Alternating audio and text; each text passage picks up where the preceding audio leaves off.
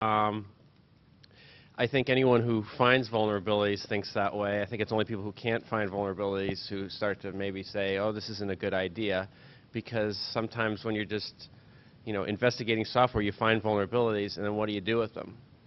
So, the responsible thing is to send it to the vendor, but then you get stuck with the vendor doesn't do anything about it if there isn't the threat that it will be publicly disclosed. So I think the public disclosure is the only way to actually, get things fixed.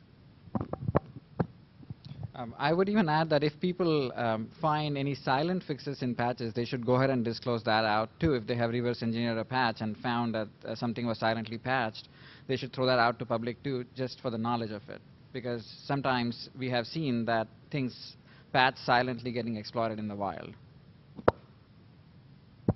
Anyone else? I'll do it. I think you should, and most hackers think you should not disclose vulnerabilities to the public. They think instead you should sell them to me.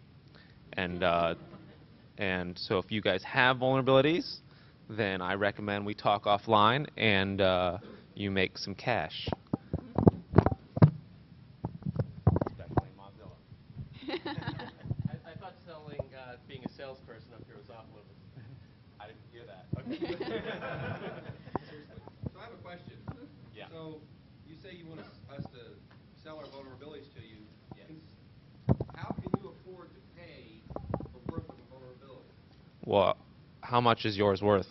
Well, let's say it's something like, let's throw out the internet worm, the original, the one that had that much impact. How can you ever afford to pay what the impact of that worm would be? Are you talking about the Robert Morris one? Pick something that's had major impact on the net. Let's pick something that we were mostly all alive for. Yeah, I encourage you to throw balls at each other. All right. Well, there's a lot of valuable business models that organize themselves around buying exploits, which are the sort of fruit of your labor, and of course vulnerabilities, which are potential exploits. One way that Immunity capitalizes on this is to have a program which we call the Partners Program, which we sell to IDS companies and various other people who want to have up-to-date research. And so when a vulnerability is, for whatever reason, announced publicly, perhaps it's been given to a vendor, we need to be able to put it into the Partners Program as soon as possible. But to get something to the point where we understand it and can report on it is going to take us 3 to 6 months. So for us to have instant reaction, we need to know ahead of time. Now, there's many ways to do this. We could cooperate with all the major vendors, do exactly what they want us to do, and in return, they would give us pre-release information. Or we can cooperate with the hacker community. And of the two, I'd prefer to cooperate with you, sir. So if you would like to sell vulnerabilities, then I am at your leisure. Why is it either, not both? Good question. Why is it either, not both? And the reason for this is because, I mean, obviously you cooperate with both, but each vulnerability is going to come with strings attached. When I buy your vulnerability, there's going to be a contract. We're buying a license to software. When I get something from Oracle, there's going to be a contract, and then the lawyers get to negotiate, and you live in a sort of a caged world. So, like any business, you have to decide which one is more cost-effective. Okay, time for you to pass the mic now. Yeah, sorry. Where's it going? To you if you want it. Goes to you or to Marcus Lindstrom? I think vendors have a real responsibility to, first of all, respond to vulnerabilities when they're reported to them and demonstrate to the community that they appreciate the work that they're doing by fixing the vulnerabilities. And second of all, to encourage other people to find vulnerabilities and to report them, hopefully before they announce it publicly. But either way, as a vendor, I appreciate the work that's going on there. I appreciate getting a little heads up before the rest of the planet so we can fix the vulnerabilities before everyone's taking advantage of the vulnerability and potentially hurting users. But either way, I would rather see the vulnerability out there than, not see it at all and potentially have people being at risk with no patch available. How much heads up is heads up? Well, we fix things pretty quickly, so we'll take whatever you want to give us. I would appreciate 30 days, but anything's better than finding out about it at the same time, starting a patch at the same time the hackers start, or well, the attackers start going after our users. But I'll take what I can get. All right. So I'm going to say that it is not all right to put vulnerabilities out.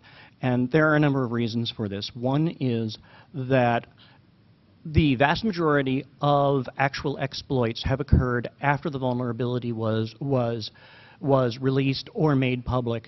And consequently, when it is not put out there, there is no real large-scale vulnerability to itself. Vendors absolutely have a moral responsibility to fix things, and saying, well, they won't do it is kind of like saying, well, if people are out there speeding, we should be allowed to shoot them. That two wrongs do not make a right. Thank you.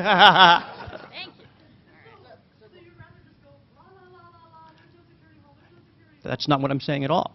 That's not what I'm saying at all. I'm saying that vendors have a responsibility to fix them, but it needs to be done quietly. What if vendors don't own up to that responsibility? That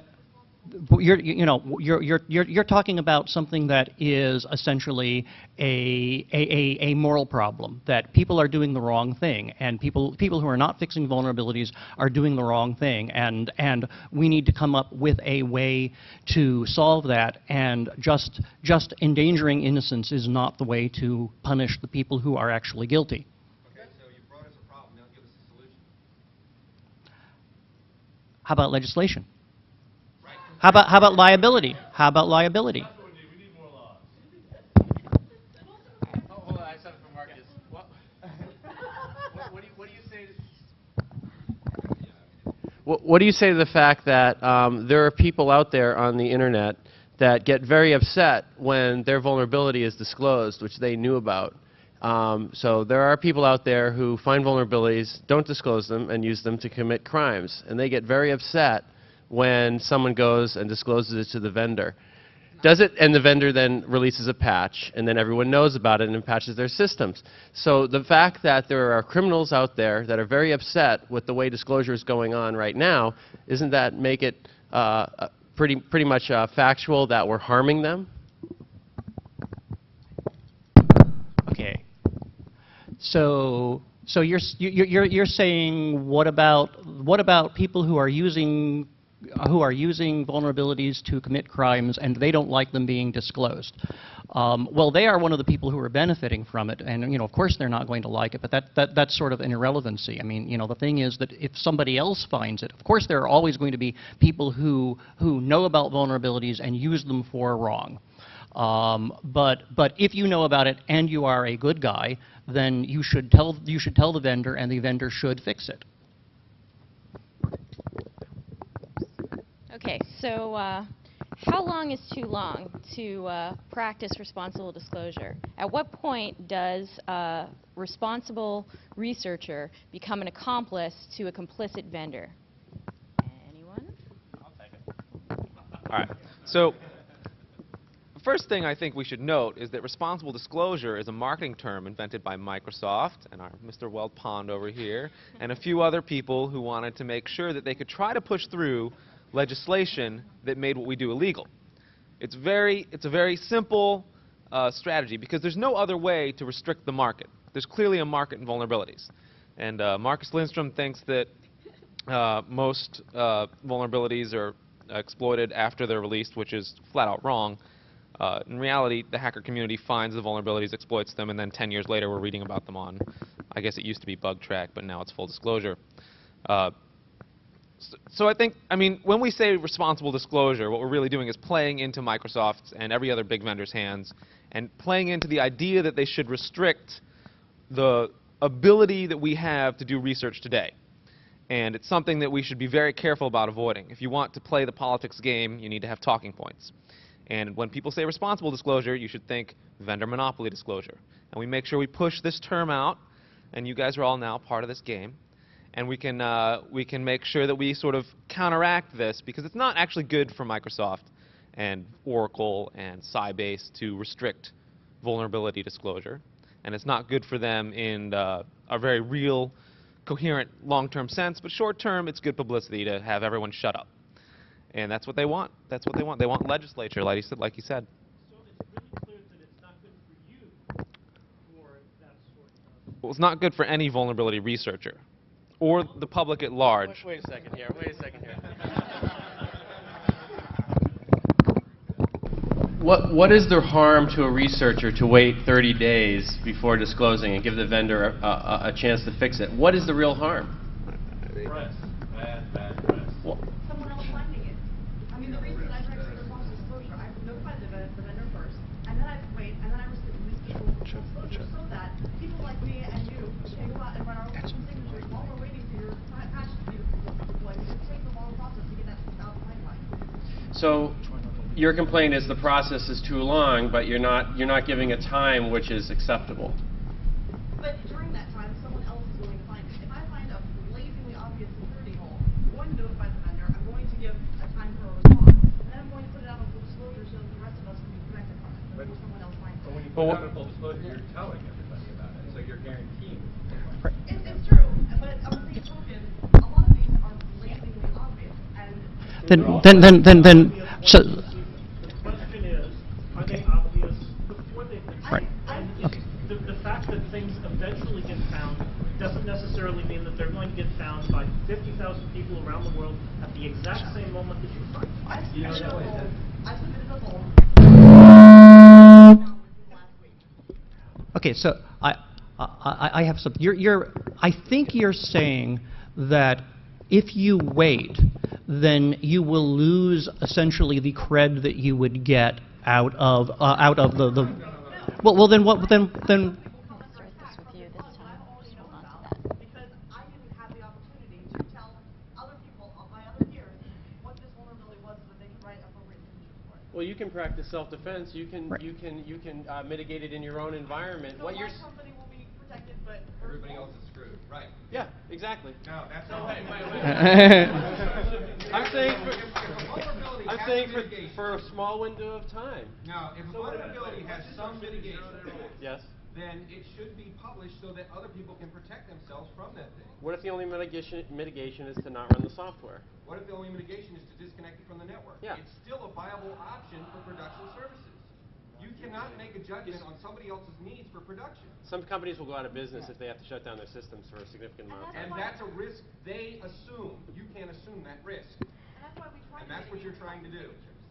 I think Okay. more that they're trying to control the whole process. The whole idea of one process, the next step is now there's a third-party government branch that vets the process and constricts what you say and what you do.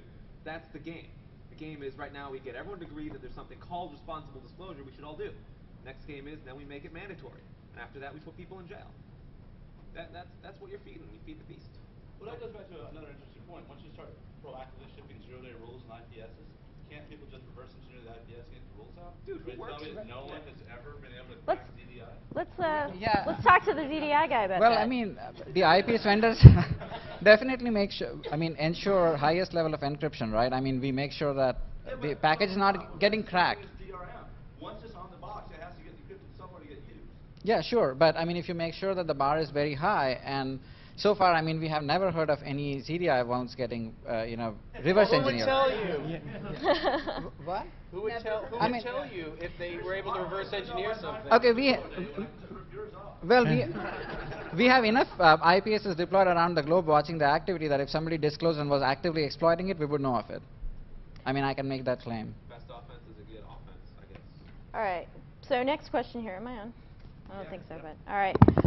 No, it's okay. I don't want feedback. So paying for vulnerabilities. There's a couple ways to slice this one.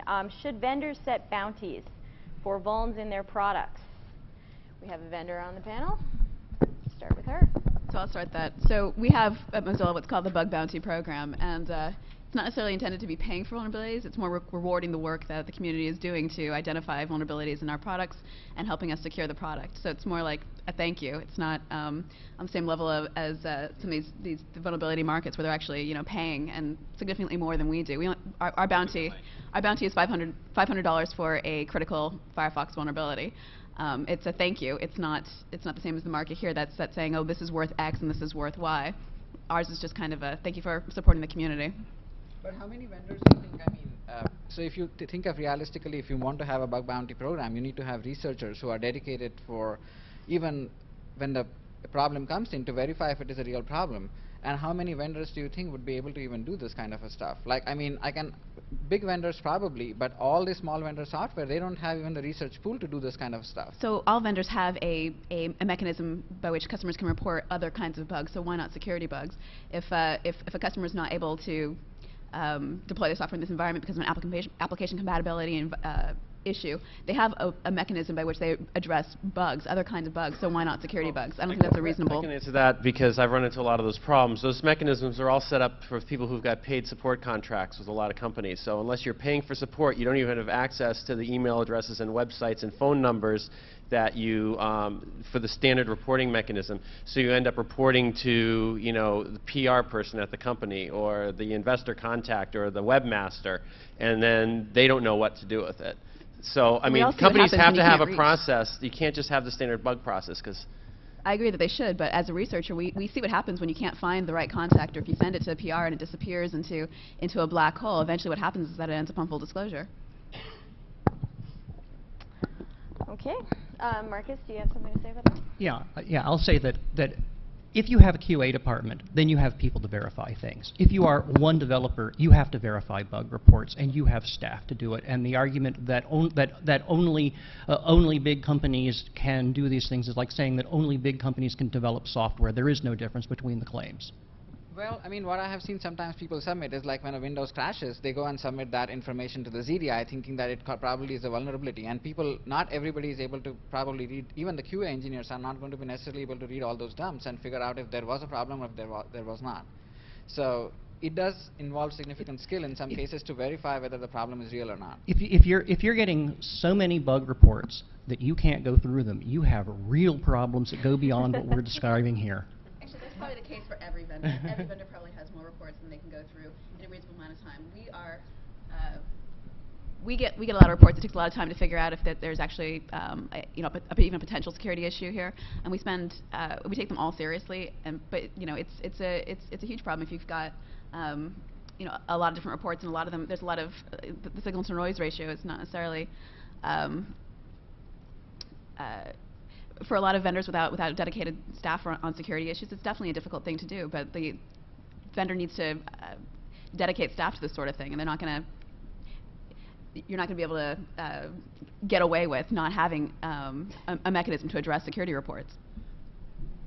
Go ahead. Okay. You got I mean, something else? you know, you see some of these, I have seen some of these ActiveX controls, right? People distributing to wide range of software. This is like a shop which has no clue about security. So when you like even tell them that now there is a hole in that ActiveX control, right? They have absolutely no clue what you're talking about.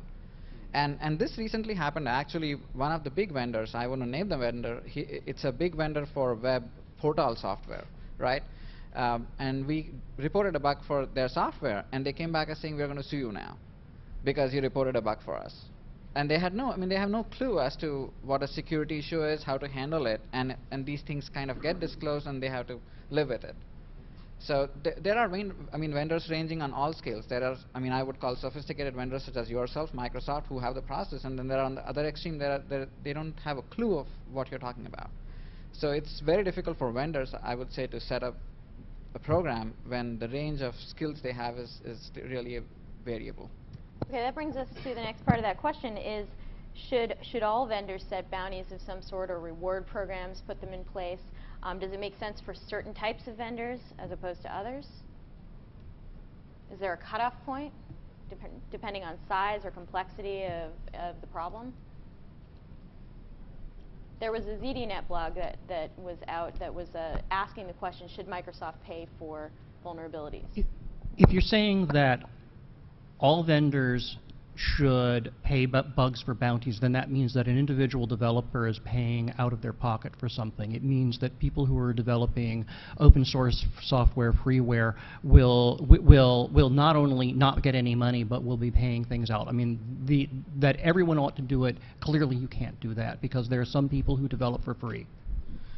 Well, I would also add the business case doesn't add any justification. Like, think of it as Mozilla, right? Let's say ZDI finds a bug for you. You're not paying those $500. Right?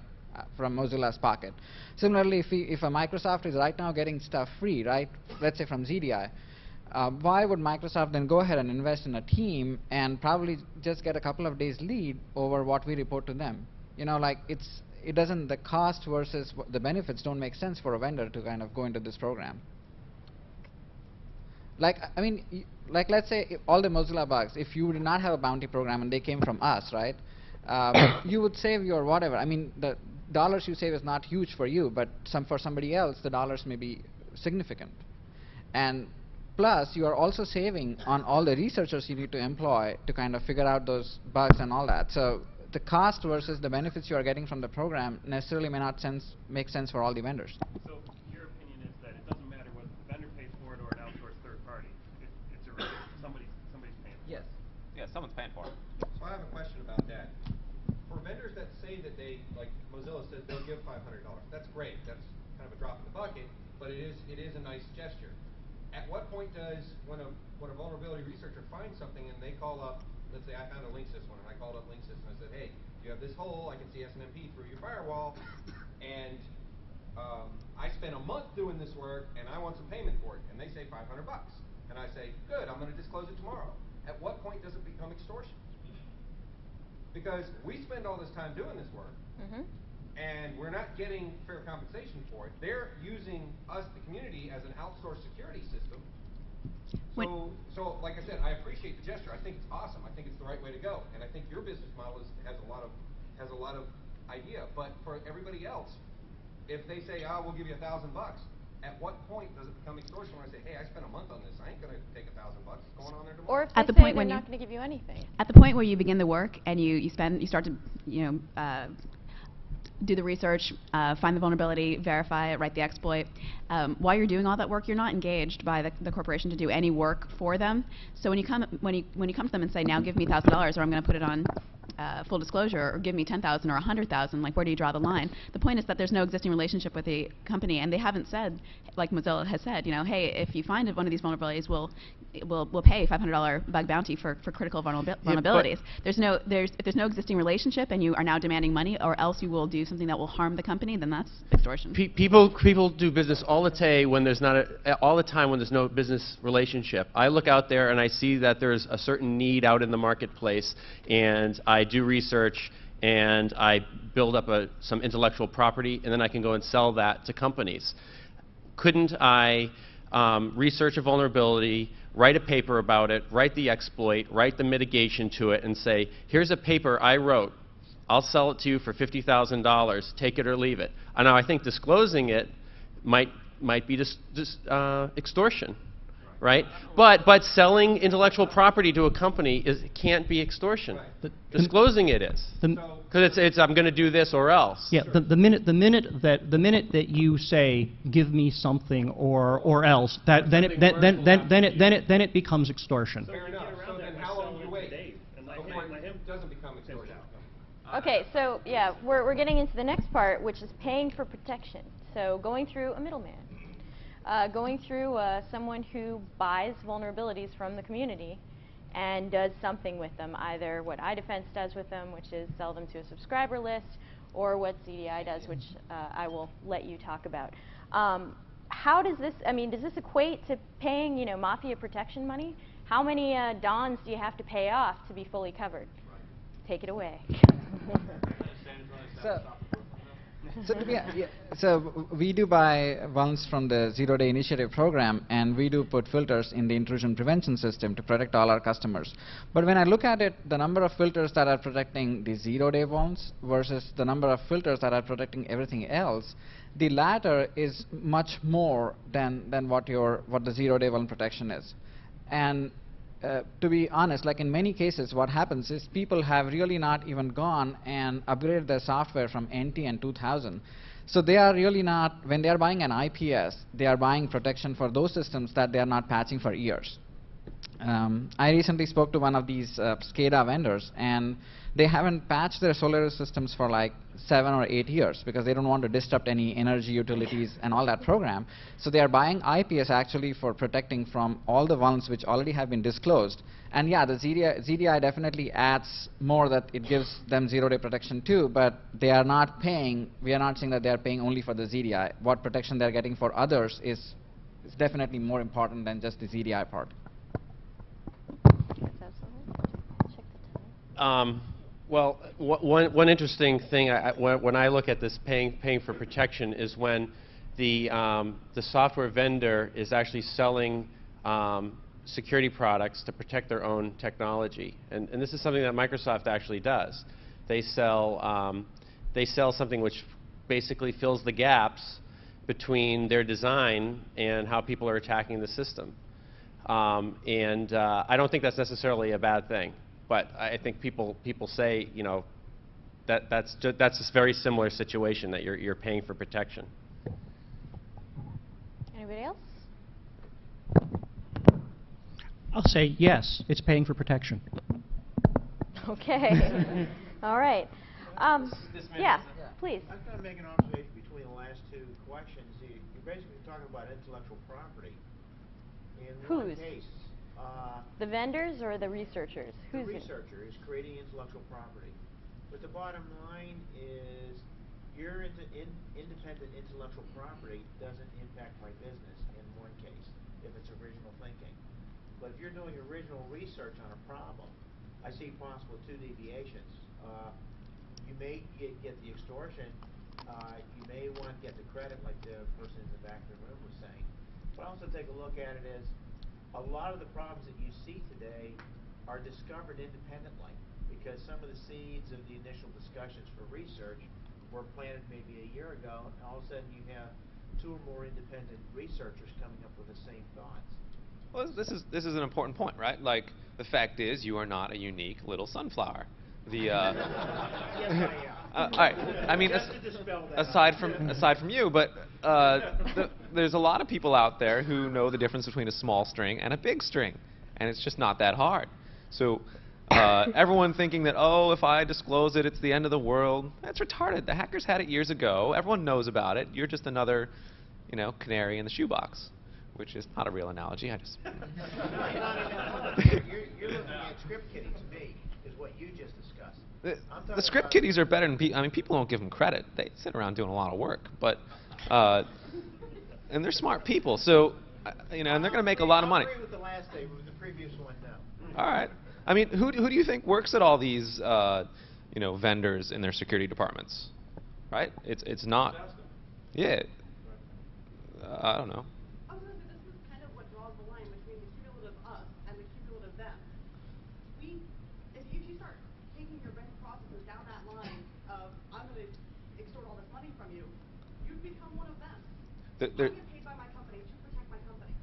Now, I'm going to get paid by them whether or not, you know, these vulnerabilities get disclosed by me or not, but I'm going to do the best job that I can because it's something that I enjoy and it's a community that I like to support. That's what makes us us. Good for you. I don't think that we're, I won't lie and say I'm not in it for the money at all. And, you know, getting the values or whatever is a nice perk on top of that. But I'm still going to be doing this work because that's what I get paid to do. And I assume you enjoy it. And I do enjoy it. So you don't have any problems. But I mean, you know, why would we start taking that leap into extortion and it's to the point where, you know, we're destroying our career? I think this brings up an interesting point, and this sort of comes up in arguments all the time, especially with the complete anti-disclosure people, like on the end there, is motivation matters. Like, if I'm doing this to make money, somehow it's what I'm doing is wrong. If I'm doing it for the goodness of society, somehow it's good. If I'm doing it just to make myself look better and be more marketable, that's sort of a gray area.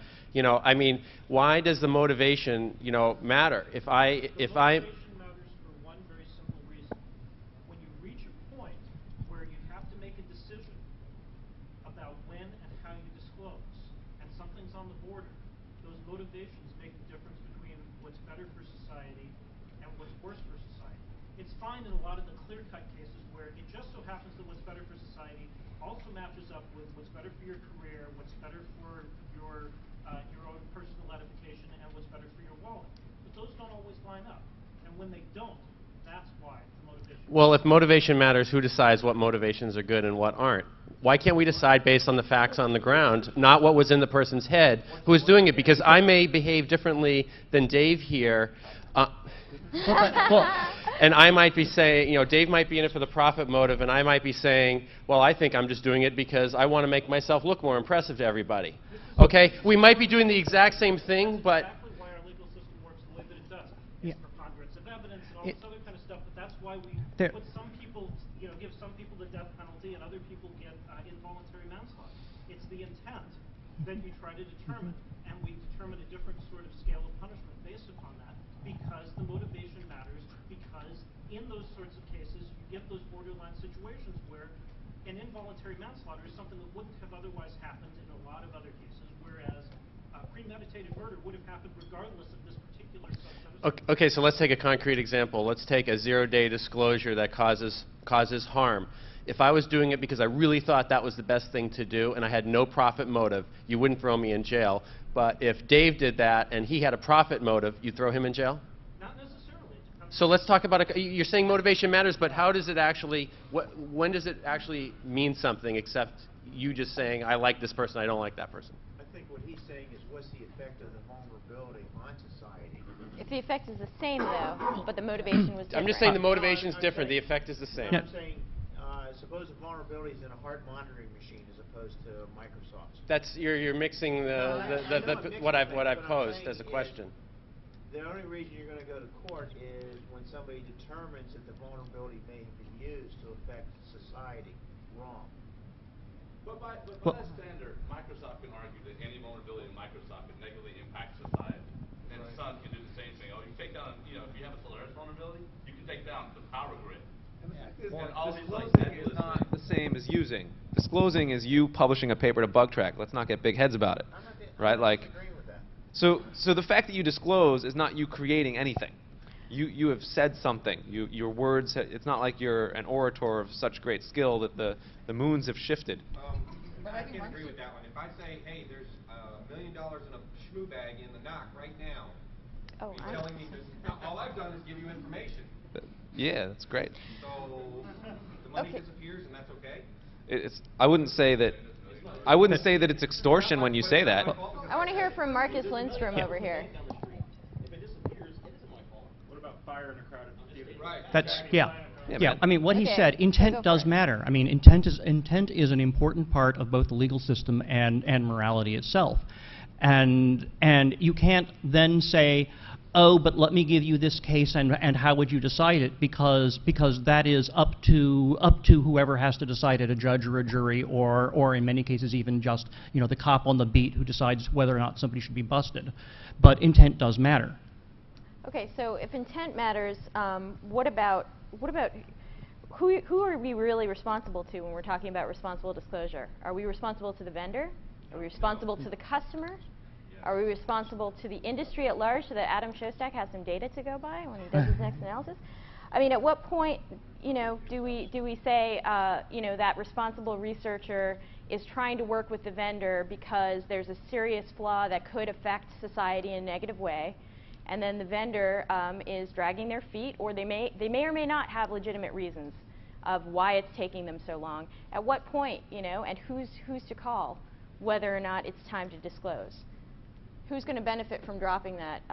Different situations, though. In her case, she's getting paid by somebody to protect her customers.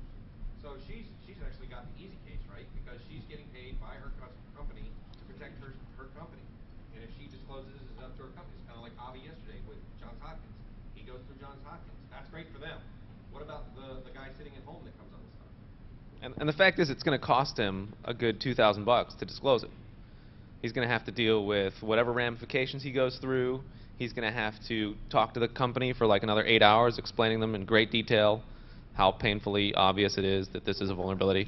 I mean, if you had like $5 for every time you submitted something and they said that's not a vulnerability, there wouldn't be no need for ZDI and iDefense and immunity. So what if the vendor agrees that there's a vulnerability, they agree on the severity level with you, but they don't agree on the timeline for disclosure? What happens then? Who decides? Who decides? I think a lot of it comes down to loyalty so much, a little more than responsibility. My loyalty is to my community. And my community has been there for me since I was kid playing on my computer, and my community is going to be there long after I leave my crappy job. And so my loyalty has been to the community. I want to make sure that I'm protected and the company that's paying me is protected, but I want to make sure that her company and his company and their companies are protected as well, because it's the community that I'm a part of. Right. So what if you've So what if, yeah. It's an important thing. If you're going to have, if you're going to be paid by your employer to have a particular job, and your loyalty is not to the employer who's paying you, who's allowing you to do this, that they at least have the right to know. It's not my first loyalty, and they are aware that I was part of this community a long time ago. Finding vulnerability is not part of my job. My job is to defend my company. The fact that I do above and beyond that, the fact that I go poking around at things, that's what I do for fun, but it also benefits my company. Which is why they hired you. So Exactly. my point in that is just that they need to know exactly what they hired. And they're very And I aware of that. commend you if you've done that, but it's a very important thing that they understand when they're. Okay, so back I to want to ask, oh, go ahead. Back to Katie's question about, how long is a reasonable amount of time.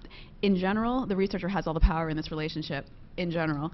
Occasionally, if you're reporting to an enormous vendor that has a lot of credibility in the press, or a enormous legal team, then maybe they have some power in the relationship. But really, the researcher has all the power in this relationship. So they control when they disclose it. They control whether or not the vendor is doing something. The idea of whether or not the vendor is responding in a reasonable time frame to this sort of thing. So the vendor really has to take the position that, okay, so the researcher gave me this information and they can make it public at any time. How do I convince the researcher that by waiting for a patch to be available, they're doing the best thing for the community at large? And one of the ways they can do this is by being transparent about the overall process. Okay, well, this is the stage the bug is in. Okay, well, this is how many different components it touches. This is why it's going to take us, 14 months to fix this particular problem. If it is 14 months, which is, like 12 months, I think is the range where it's pretty ridiculous that the fix isn't out there. But it happens, and sometimes it's almost reasonable, and sometimes it's because it's not necessarily a priority for that vendor. So the researcher is the one who gets to decide, is it time to go public with this particular vulnerability. So as a vendor, what I try to do is demonstrate to the researcher that we're working on it, we're taking it seriously, we're trying to get a patch out as quickly as possible, and hope that the researcher has the same goal that the vendor does, which is to protect the user. Yeah, I think that. What do you do when the research is not, in other words, there's a conflict between the research thing is reasonable time and what the vendor has to do to meet that goal, because there's verification of the vulnerability, testing, deployment of a patch. There's a whole series of steps that have to. You just don't deploy the patch. There's a lot of things, as you know. And if the researcher, doesn't believe that that you have to do those things, or he doesn't agree with your timeline, what do you do then? Does the researcher, do you still go by his timeline? Well, they have the data, and there's nothing stopping them from disclosing it, so they really can't. There's nothing that the vendor can really do in this instance except to try to convince the researcher that they're working on the vulnerability, that they're taking it seriously. There's really nothing else that they can do. In our experience, usually what has happened is when you talk to the researcher back, like usually you get emails like, hey, I told you this bug about 6 months back. What are you guys doing about it? And what is the vendor doing about it? Why it is not fixed? And when you kind of walk them through the whole process, and these are very intelligent people, needless to say, they're able to understand that once you tell them saying the vendor needs to correct this bug over like 30 languages, he has to make these many QA cycles. They are reasonable, and so far we have always found that making the process very transparent does help and does convince researcher to hold off from disclosing stuff to the public. So let's hear from the researchers over here. I don't agree that the vendor has all the power. The researcher has all the power. I think that what vendors will do is they'll threaten you. They'll threaten you with legal action. We see a lot of threats. We see a lot of cases that have been dropped. But being threatened with legal action isn't necessarily something that is easy to be on the receiving end of. It takes time. It takes energy. We saw recently with the HID case with the the RFID tags that basically, what was it? IOActive had to basically back down and say we're not going to present this. Now, who knows whether HID would have prevailed or not in their case? They probably wouldn't have. But it's those legal threats, especially when the person works at a company. And I can tell you that, when we were working at Stake, there was if you pissed off a vendor, well, that vendor was going to trash your company's name throughout the industry and say they're just not responsible researchers. They're harming. I'm not going to do business with them. And you'd have banks say, I'm not going to do business with people who operate that way and don't give the vendor enough time. But lots of researchers dump things to full disclosure all the time, and nothing happens. So they really can get away with it and not face any impact. If you're willing to do it completely anonymously, you can get away with anything, pretty much. Sure. Okay, Dave, you have something to say about this? We got about less than good. 10 minutes. Okay. So I want to get to what makes a good vendor from a researcher's perspective, and what makes a good vendor from a customer's perspective. So, you know, is a good vendor someone who pays bounties? Is a good vendor someone who doesn't sue researchers? You know, from a researcher's perspective. From a customer's perspective, what's important to a customer? Is it important to the customer that the researcher has a bounty program to proactively reward the community for their research? Is it important to the customer that the vendor sues everyone who tries to, you know, rattle their software that they depend on for their critical infrastructure? Go ahead, Marcus Lindstrom. I'll say that results matter, that what matters to the customer is having software that doesn't have problems. And that's what really matters. And anything else like bug bounties, anything else, it depends completely upon what it ends up being for the end user who is the innocent party in all of this, who may get some sort of information loss, etc. So all software is going to have problems, and I'm not just a vendor, I'm a user too. For me, the most important thing is how fast is a vendor shipping a patch. Like once a vulnerability is identified, how long does it take the vendor to get a patch out there? So from the researcher's perspective, what makes a good vendor? I think it's interesting how everyone is saying that the end user is an innocent party, as if they were a blind mole rat just chewing through tunnels here, and that's really where.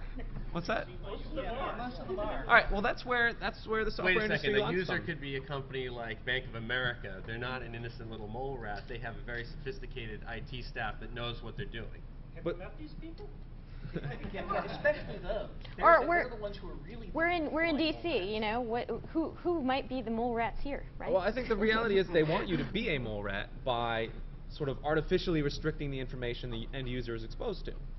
And if we tie the word extortion, if we tie the word weapons and like all these things into what essentially is people putting text on a page into the discussion like we have today, that's where they win. And if you realize that the reality is that the more information the end users have, the more they make use of it, the more people like her can protect her network and all this other stuff, there's really no harm to the end user for any kind of disclosure. The harm is that they're using buggy software, and it's not. And if they know about it, they can protect themselves. It's a very simple equation, and the idea of responsible disclosure and all this sort of bankrupt sort of vendor monopoly stuff, it doesn't work. One of the things that you're talking about is extortion from the researcher going to the company. What about the extortion from the other way around when you're looking at the vendor who says, we're only going to fix this product, we're only going to release this fix if you pay our maintenance? Exactly. The extortion is entirely the other way. But how's that different from where, I mean, the only time we get access to your vulnerability information is if we pay you. That's So right. we're paying somebody. Because it's very expensive for me to do this stuff. Well, But what obligation does David have to you to give you that information? yeah, I have no. The thing is, I'm not saying there's an obligation. Exactly. There's no obligation on researchers to do anything with the vendors. The obligation is entirely their own moral compass, and that's the way it's now, and that's the way it's going to be. And responsible disclosure was a movement to try to prevent that. And we saw it early on, and we prevented it. Now there is a vulnerability marketplace, and it's basically dead. OIS is dead. It's good that it's dead. And there are people protecting your rights, and that's what this is. So if you use the word extortion, if you use the word weapons and all these other things, you do play into their hands, and you help diminish your own rights. And I just hope to make you aware of that. Okay, we got 5 minutes. One comment? Well, I was going to say that Window made a really good point when she said that, you know, if you give us a timeline, the biggest things that I see people complaining about is people responding with, oh, this isn't really a vulnerability, or we don't think this is critical, and then 6 months later they release it. You know, when you're hammering away six months in a row saying this is a really bad bug and it needs to be addressed, and you're not getting that sort of response from the vendor, I'm not going to go back and disclose to that vendor. If I can't get your response, I'm going to get everyone else's response because they hate this is out there and they're not addressing it. Right. Well, you know, you get form letters sometimes. This vulnerability will be addressed in the next critical patch update. Well, I think that the more that the vendor takes responsibility in rewarding this behavior, in saying, you know, here is our timeline, here is the process, here is, you know, a small token of our appreciation, the more that the vendor rewards that, the more you're going to get collaborative feedback, and you're not going to have to worry about suing me. Okay, one more quick comment, then I want one more question to get in the 2 minutes. You had your hand up first. Sure. I hear vendor. You've got a slightly different dynamic when you've got open source projects. I was just getting there. The open source project probably patches really quickly, but the propagation to the users of the vulnerability so that they can upgrade is sometimes impossible. Okay, I have data. So as an open source project, so actually I have numbers for 1.5.05 to 1.5.06. That's the update that happened. It's one of the updates security updates that happened last summer. It took us 8 days to upgrade 90% of our user base. So that's from the time the patch was available to the time 90% of the population was updated. So that's actually really short. Like if you asked like another vendor how long it takes you to get the population updated on a security patch. How do you notify? We have a number of different mechanisms by things that are reporting, and we actually also have a lot of partners that tell us what they're seeing across websites, which users are hitting them, and we have also the 1.5.05s checking in and saying, give me, is there a patch available? Is there a patch available? And eventually, no 1.5.05s are asking for it because they all have it. Okay. Okay, so we're basically out of time. I want to thank you guys all for participating, although I didn't see except just one ball. Thank you. Fly up here. My goal was to have the most balls in the air of any talk at ShmooCon. You disappointed me, people. But great participation. I leave you with one last unanswered question, along with the rest of the unanswered questions, is basically, what about the growing numbers of web applications that are full of holes? How do we disclose them? Who cares? Who do we tell? Will we get in trouble for it? Probably. Thank you.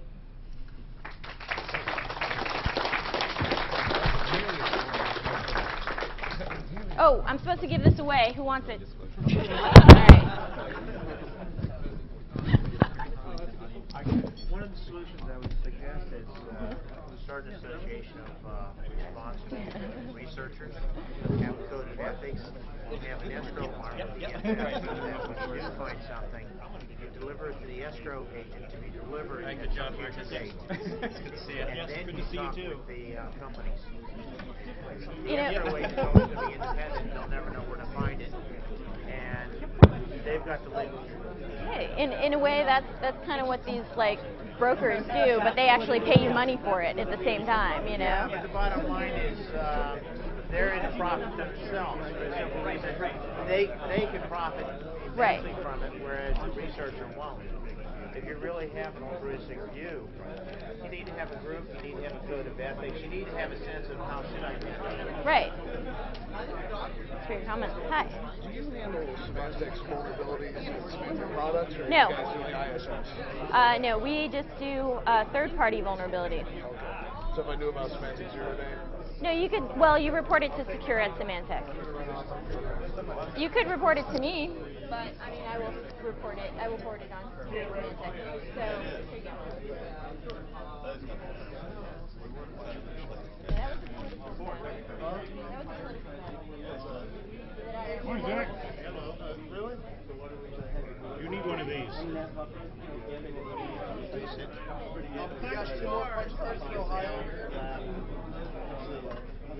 You don't have one yet? No, I mean for this presentation. I've only got like 4 left or 5 left.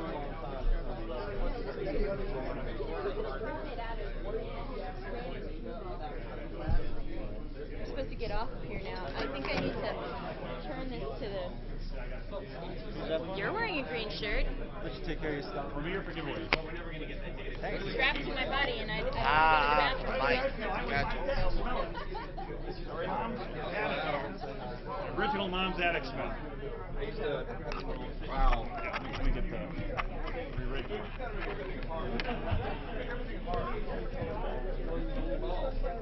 You want the walking mic? Yeah, definitely.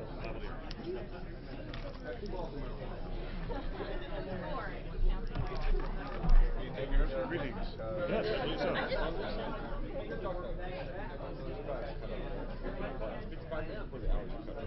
I have mine.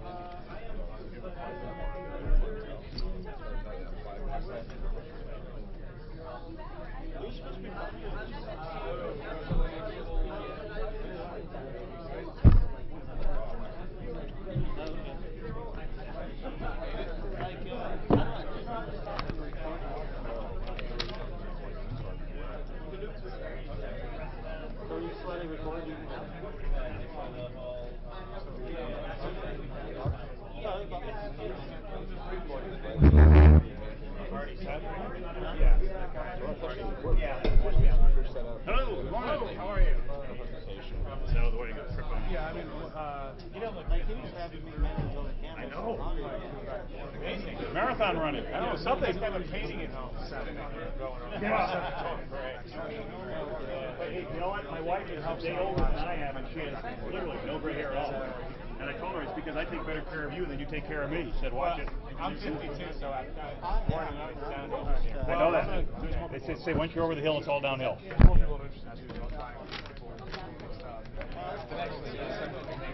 I don't even know if they still make these anymore, Jack. The NSA had with the ELIN satellite. It was like, uh-oh, we're not supposed to put that out. Yeah, I think there was a very short run, and then they like pulled them off the market. They said, we can't be doing satellites on NSA heads. Well, there's another agency that does that. NRO. NRO. So it's a term thing. Yeah. You can use slides? No. Okay. So we didn't have slides 30 years ago. So. Cool. Sounds good to me. That's You make it or break it based upon. Well, no laptop. Some Paxer shirts. My socially responsible effort to support towards the grid. Of course, of course. You know, Anybody wants one? Get a gift basket. This is all there are.